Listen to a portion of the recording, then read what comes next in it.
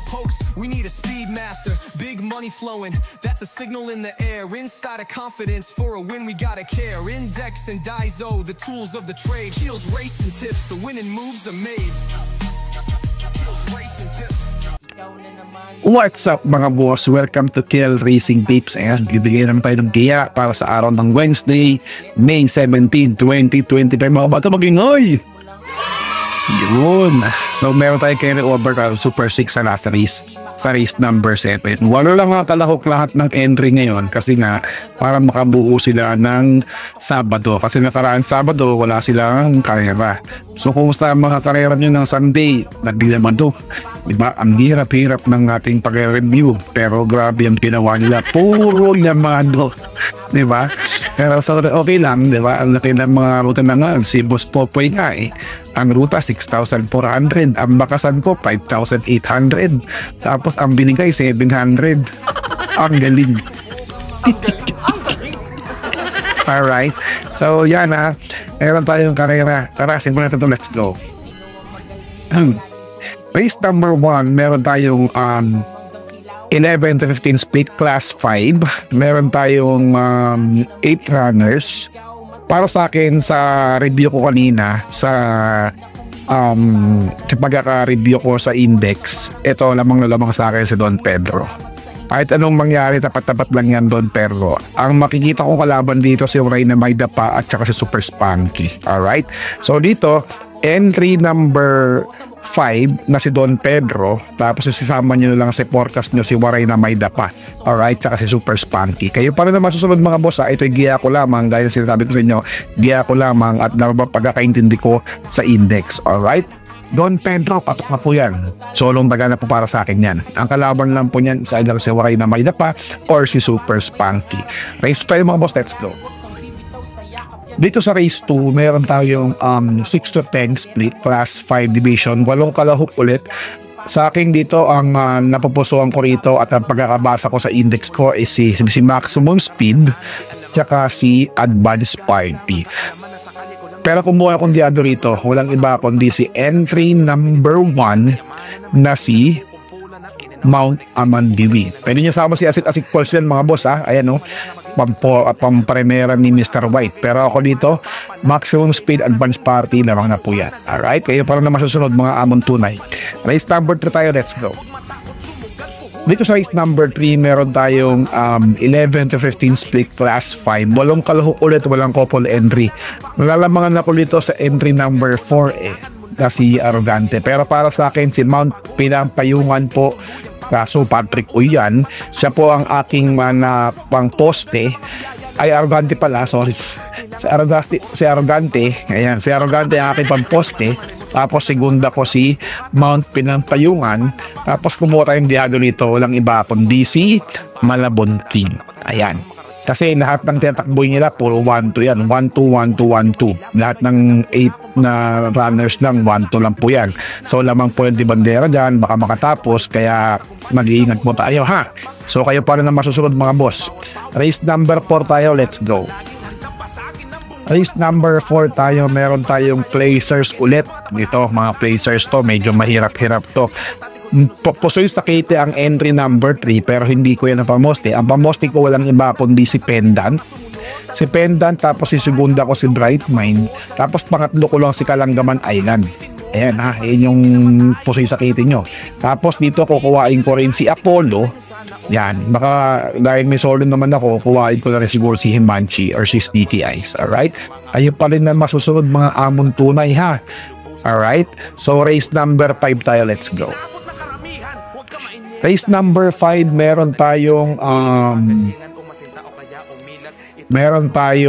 6 to 10 split ulit class 5, 8 kalahok, 1,200 ulit. Lahat ng takbo ngayon puro 1,200, kaya pwedeng magdihado to kasi pwedeng makatapos talaga, depende, pagandahan lang ng leasing to. Alright, dito pwede nyo na rin suluhin tong entry number 5. Napapatukan ako dyan, entry number 5, Heroes del 96. Diba, meron akong dihado rito si October 14 tsaka si Sunny Nature.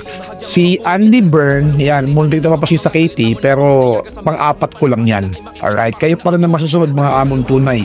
Diba, bahala po kayo dyan. Pero para sa akin, si Heroes Day 96, baka kayo na yun, hindi na po yan si si Ed Jordan Guerra. Kayo pa rin na masusunod na Heroes Day 96, alright? So, ayan po, Heroes Day 96, October 14, at si Sunny Nature at Andy Bird. Race number 6 tayo, let's go. Race number 6 ulit.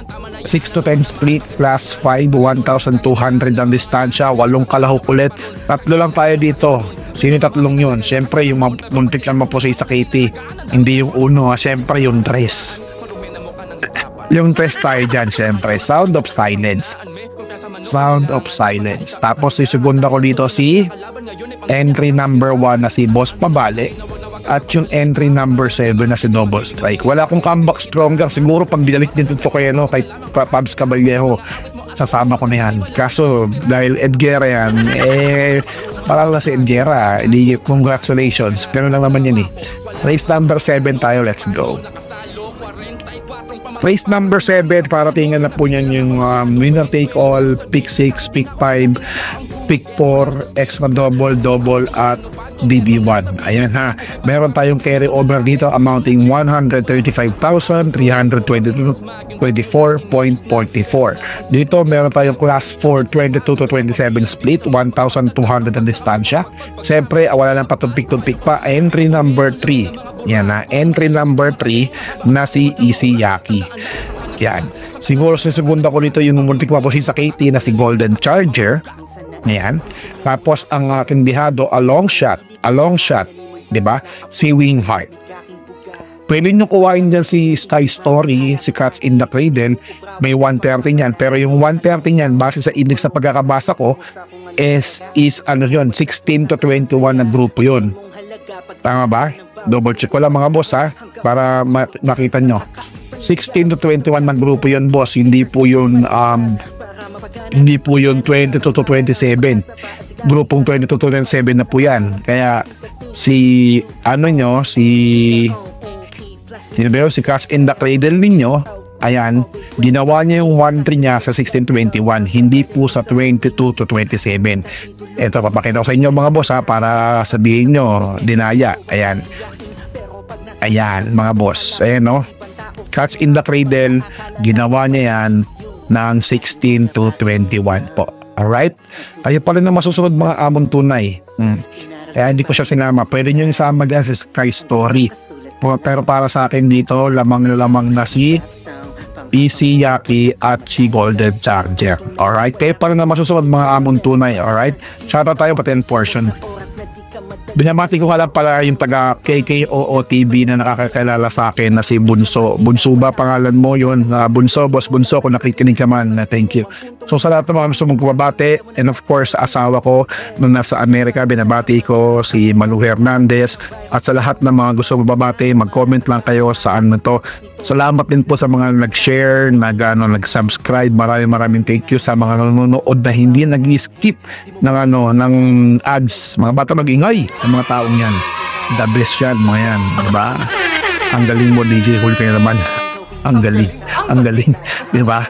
So maganda rin ang karera sa May 11 ha. Sa May 11 meron tayong laban nila Core Static Offer, sila Transform, sila Senior Ibarra, sila Mastery, El Haleo. Ang ganda na laban noon. Siyempre ang premium ng first doon ha, 2,100,000. Life changing talaga yun sa isang hinete at sa owner. So magandang laban to. Ang daming lahat yan laban talaga yan. El Haleo, Constatic Offer, Mastery, diba? Ang tanong, manalo nga kaya ulit si Senior Ibarra, diba?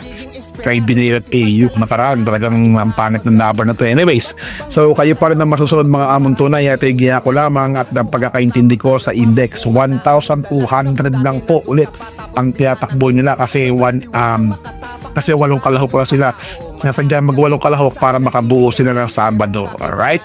Kasi ng nakaraan Sabado wala sila eh. Alright? So binabati ko nga pala ulit yung asawa ko si Malu Hernandez, kay Boss Buknoy, sa lahat po ng bakasan ko. Thank you sa lahat ng mga taga Dubai, taga KSA, sa Canada, sa Australia, sa lahat ng country yan. Binabati mga bato mag-ingay. Kayo po rin po nagpapaganda ng mood ko kasi talagang yung supportan nyo, grabe gabi. Alright? Mag-comment lang po kayo sa video ito para mabati ko kayo sa Sabado. Ay, sa Friday pala. It's na Friday, araw ng munggo. Alright? I love you all. God bless you. Bye! What's something people don't know about horse racing? It's not just luck, it's strategy, skill, and insider tips. Welcome to Keel's Horse Racing Tips. Here, we're not just spectators, we're winners. Whether you're a seasoned punter or a racing rookie, Keel's got you covered. Catch glimpses of Keel breaking down the stats, reviewing the races, and giving you the thumbs up on the best bets. With Keel's expertise, you'll be making your way to the winner's circle in no time. So saddle up and join the excitement. Hit that subscribe button now for exclusive tips and insights. Ride with us to the winner's circle. Subscribe now for winning insights.